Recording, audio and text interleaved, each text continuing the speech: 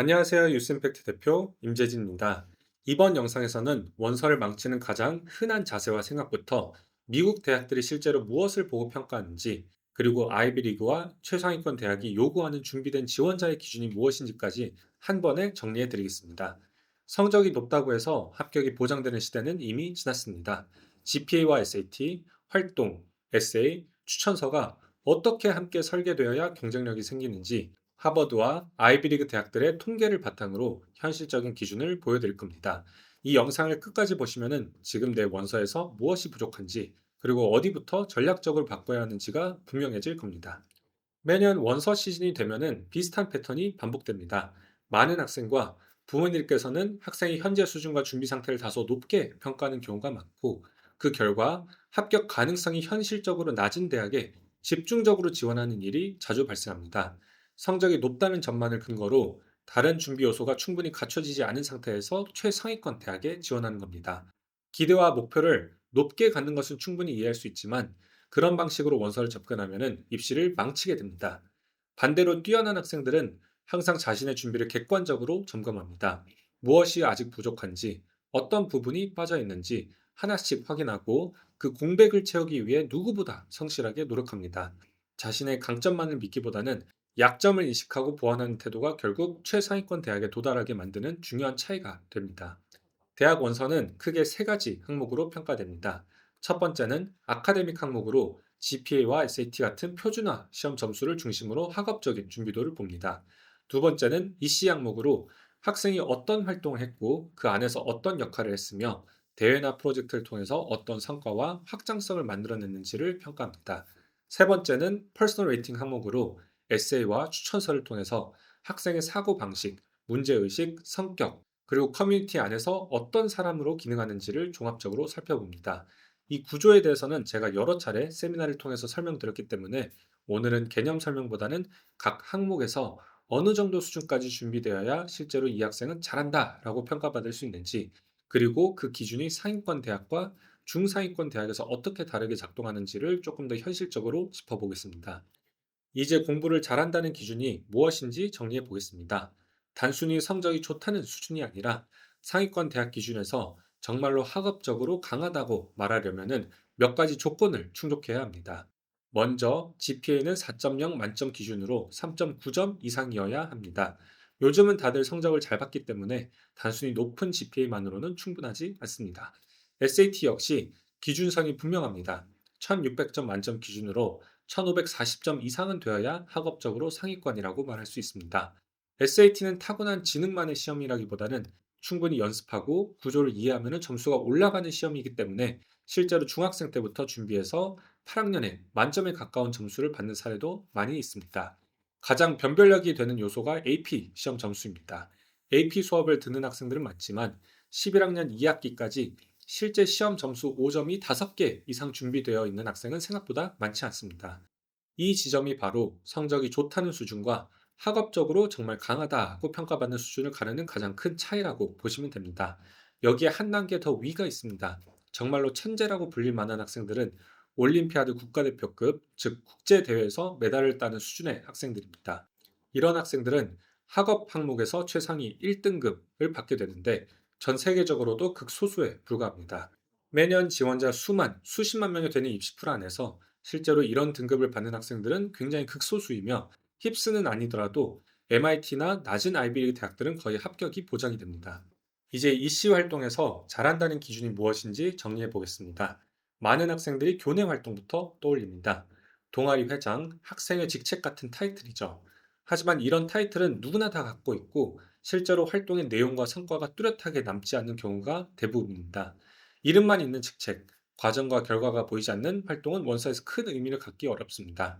대학이 보고 싶어 하는 것은 무슨 직함을 가졌는가가 아니라 그 역할 안에서 어떤 문제를 정의했고 무엇을 바꿨으며 어떤 흔적을 남겼는가입니다. 그 다음 단계가 주도적인 활동입니다. 수십 명에서 많게는 100명 단위의 사람들에게 실제로 영향을 주는 프로젝트를 직접 설계하고 실행한 학생들입니다. 지역사회에서 의미 있는 변화를 만들고 그 결과가 숫자와 사례로 남아있는 수준만 되어도 이미 충분히 좋은 평가를 받습니다. 이 단계부터는 단순한 참여자가 아니라 이 문제를 발견하고 해결 과정을 이끈 사람으로 보이기 시작합니다. 그 위 단계가 확장성을 갖춘 활동입니다. 수천 명, 많게는 만 명 단위까지 영향력이 퍼진 프로젝트를 운영한 학생들입니다. 이 정도 수준이면은 확실하게 상위 등급, 즉 2등급 이상으로 평가받는 경우가 많습니다. 이런 학생들은 생각보다 많지 않습니다. 단순히 열심히 한 것이 아니라 구조를 만들고 시스템을 설계하고 혼자서가 아니라 팀과 조직, 커뮤니티를 움직일 수 있는 잠재력을 보여준 학생들입니다. 대학들이 가장 선호하는 유형이 바로 이 지점에 있습니다. 물론 이보다 더 위에는 전국 단위나 또는 글로벌 차원에서 임팩트를 만든 학생들도 있습니다. 국제 대회, 글로벌 프로젝트, 수만 명 이상이 사용하는 플랫폼 같은 사례들이죠. 하지만 현실적으로는 이 단계까지 가지 않더라도 확장성과 영향력이 분명하게 보이는 2등급 수준만 만들어도 상위권 대학을 목표로 하는 데에는 충분히 경쟁력이 생깁니다. 중요한 것은 규모 그 자체가 아니라 학생이 만든 변화가 구조적으로 설명되고 증거로 남아 있느냐입니다. 이제 리서치를 잘한다는 기준에 대해서도 정리해 보겠습니다. 먼저 많은 학생들이 리서치 참여나 인턴십을 떠올립니다. 연구실에 들어가 있거나 교수 밑에서 인턴을 했다는 사실만으로는 원서에서 큰 의미를 갖기 어렵습니다.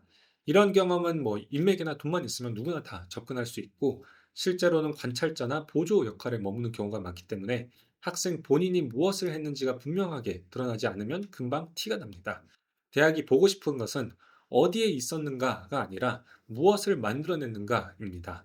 그 다음 단계가 리서치 설계입니다. 학생이 스스로 문제를 정의하고 가설을 세우고 연구 과정을 설계해서 실제로 데이터를 수집하고 분석하는 수준입니다. 단순한 문헌 조사나 요약이 아니라 왜 이 문제가 중요한지 설명하고 어떤 방식으로 검증할 것인지 구조를 만들어야 합니다. 과정 속에서 막히는 부분이 생기면은 전문가나 교수님에게 질문하고 피드백을 받으면서 연구를 발전시키는 흐름이 자연스럽게 이어집니다. 이 단계까지 오면은 학생은 더 이상 참여자가 아니라 연구자로 보이기 시작합니다. 마지막 단계는 의미 있는 발견과 결과물입니다. 제대로 설계된 연구는 결국 어딘가에 발표되거나 출판되어야 합니다. 합격률이 낮은 검증이 엄격한 저널이나 학술 대회에 실릴 수 있다면 그 자체만으로도 강력한 신호가 됩니다. 단순히 돈을 내면 실어주는 것이 아니라 검토 과정이 거의 없는 플랫폼에 올리는 것과는 평가의 무게가 전혀 다릅니다. 대학은 연구를 했다는 말보다 그 연구가 외부에서 어떤 수준의 검증을 받았는지를 봅니다. 이 지점까지 도달한 학생은 리서치를 해본 수준을 넘어서 실제로 학문적 대화에 참여한 학생으로 인식됩니다. 이제 스포츠를 잘한다는 기준도 정리해 보겠습니다.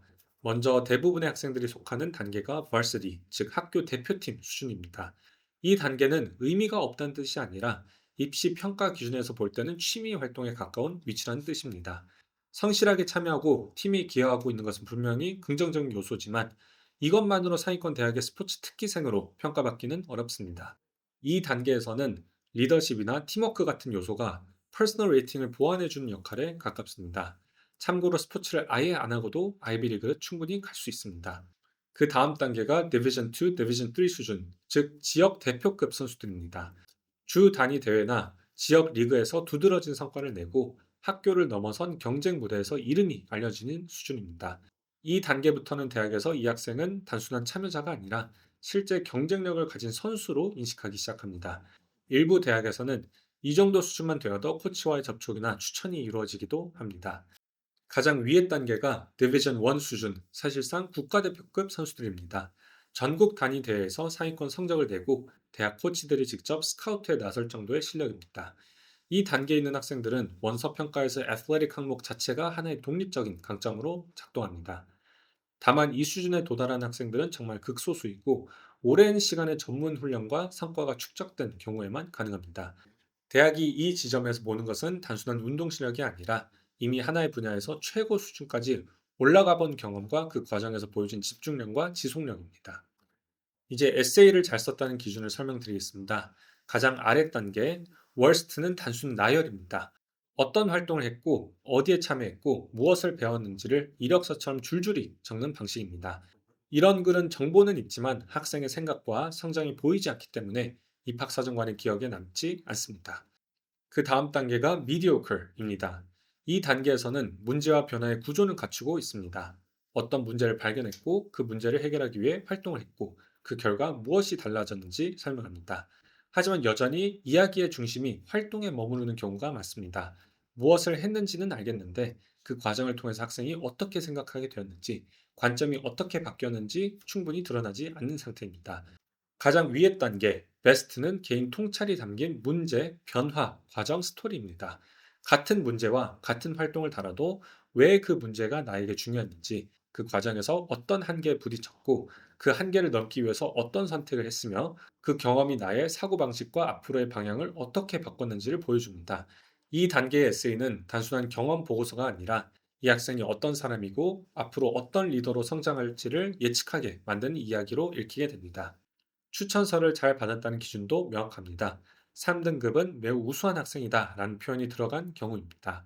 2등급은 올해 가르친 학생들 중에서 가장 우수한 학생이다 라는 문구가 포함된 추천서입니다. 1등급은 여태껏 가르친 학생들 중에서 가장 우수한 학생이다 라는 표현이 들어간 경우로, 이 단계는 정말 극소수의 학생들만 받을 수 있는 수준입니다. 그래서 다시 한번 하버드 통계를 보시면은 이 구조가 아주 분명하게 드러납니다. 학업적으로 뛰어난 학생들은 생각보다 많습니다. GPA와 시험 점수만 놓고 보면은 거의 만점에 가까운 지원자들이 매년 대규모로 몰립니다. 그런데 그 중에서 활동을 구조적으로 설계하고 확장성과 성과를 증거로 남긴 학생들은 많지 않습니다. 더 나아가 그 활동을 자기만의 관점과 통찰로 풀어내는 에세이를 제대로 쓴 학생은 더 적습니다. 그래서 겉으로 보면은 다 잘하는 것처럼 보이는 지원자들이 수만 명인데도, 실제로 하버드 기준에서 학업, 활동, 개인적 스토리 세 가지 동시에 설득력을 갖춘, 즉 처음부터 합격 가능성이 있는 풀에 들어오는 학생은 약 7% 정도밖에 안 됩니다. 나머지 93% 학생들은 점수는 충분하지만 왜 이 학생이어야 하는지에 대한 이야기를 끝까지 설득하지 못한 채 처음부터 경쟁에서 빠지게 됩니다. 하버드는 다 갖춰진 학생 7% 중에서도 절반 정도의 지원자들을 선발합니다.